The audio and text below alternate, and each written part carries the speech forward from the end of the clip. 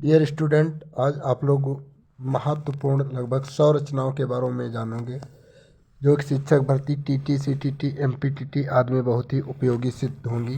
तो उसमें सबसे पहले आप लोग जानोगे महाकवि कालिदास बहुत ही इम्पोर्टेंट है। इनकी रचनाएं बहुत ज़्यादा पूछी जाती हैं। महाकवि कालिदास की पहली रचना अभिज्ञान शाकुंतलम, दूसरी रघुवंशम, मेघदूतम, विक्रमोर्वशीयम और इसके अलावा कुमार संभवम और ऋतु संहारम, ये इतनी रचनाएं हो गई। इसके बाद भरत मुनि, ये जो भरत मुनि है इनकी नाट्य शास्त्र बहुत ही इम्पॉर्टेंट रचना है। भरत मुनि की बहुत पूछी जाती है परीक्षाओं में। इसके बाद में जो अर्थशास्त्र है, आप लोग यहाँ पर अर्थशास्त्र को जानेंगे। इसको चाणक्य ने लिखा है। चाणक्य को कौटिल्य और विष्णुगुप्त दो अन्य नामों से जाना जाता है।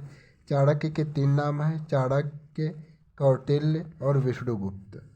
इसके बाद में स्वप्न वासव दत्ता, ये जो स्वप्न वासव दत्ता है ये भास की प्रमुख रचना है।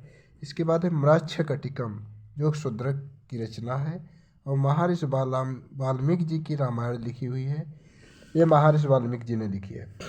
इसके बाद आप आगे देखेंगे माघ ने शिशुपाल वध को लिखा है।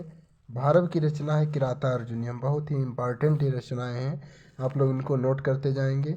इसके बाद है राजशेखर की है काव्य मीमांसा और कर्पूर मंजरी, काव्य मीमांसा और कर्पूर मंजरी।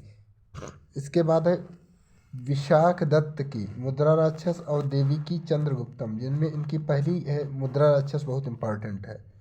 और इसके बाद में है, आप लोग ध्यान से देखेंगे, इसके बाद में है अश्वघोष रचनाएं। अश्वघोष की है बुद्धचरित और सौंदरानंद, जिसमें बुद्धचरित बहुत ज़्यादा पूछी जाती है। इसके बाद जयदेव की दोनों रचनाएं बहुत ही इम्पॉर्टेंट है, गीत गोविंद और रति मंजरी। ये जो जयदेव की हैं रचनाएं, गीत गोविंद और रति मंजरी, ये दोनों ही बहुत ही इम्पॉर्टेंट है। इसके बाद में भट्टोजी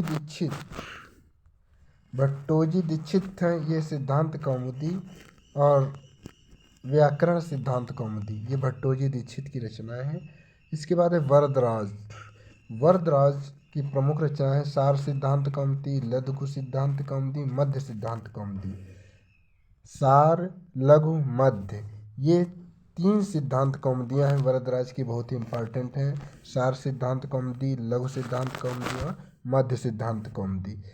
इसके बाद आगे आप लोग जाएंगे, वाणभट्ट की रचनाएं कादम्बरी और हर्षचरित, ये वाणभट्ट की रचनाएं हैं।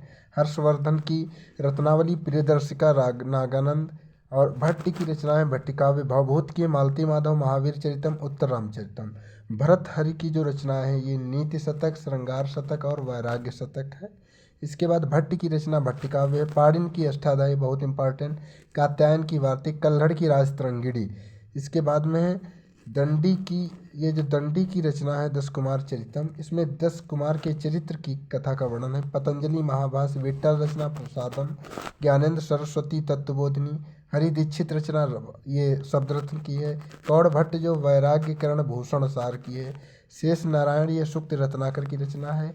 भाषावृत पुरुषोत्तम देव की रचना है। हेमचंद्राचार्य राजभोज शब्दानुशासन की है। हरदत्त पदमंजरी की है। रामचंद्र की प्रक्रिया कौमुदी है। वोपदेव की मुक्त बोध है। मम्मट की काव्य प्रकाश, ये बहुत इंपॉर्टेंट है, मम्मट की काव्य प्रकाश।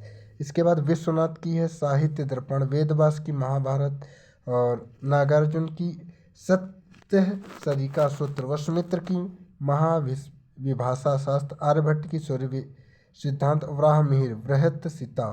विष्णु शर्मा की देखेंगे आप लोग, ये जो विष्णु शर्मा की ये बहुत इंपॉर्टेंट है, पंचतंत्र, ये विष्णु शर्मा की है। इसके बाद में सोमदेव की आप लोग देखेंगे कथा सरित सागर, वसुबंधु की अभिधम्म कोश, भट्ट की रावण वध, विल्हड़ की विक्रमांक देवचरित, ये विक्रमांक देवचरित विल्हड़ की बहुत इंपॉर्टेंट रचना है। जयानक की पृथ्वी विजय, पद्मागुप्त की नवसंग शाक चरितम, नवसंग शाक, क्षेमेंद्र की बृहत कथा मंजरी इंपॉर्टेंट है, ये जो बृहत कथा मंजरी। और श्रीहर्ष की नैषधीय चरितम, ये भी बहुत इंपॉर्टेंट है श्रीहर्ष की। इसके बाद हेमचंद्र की कुमार पाल चरितम, जयदेव की गीत गोविंद, चंदन बरदाई की पृथ्वीराज रासो, सोमेश्वर की राजमाला और वाकपत की गौड़हावो। तो हमने आपको बहुत ही कम समय में इतनी सारी रचनाएं बताई हैं जो एक शिक्षक भर्ती के लिए बहुत ही उपयोगी सिद्ध होगी। आप लोग अगर ऐसे ही रोचक वीडियो चाहते हैं तो हमारे चैनल को सब्सक्राइब करें। धन्यवाद।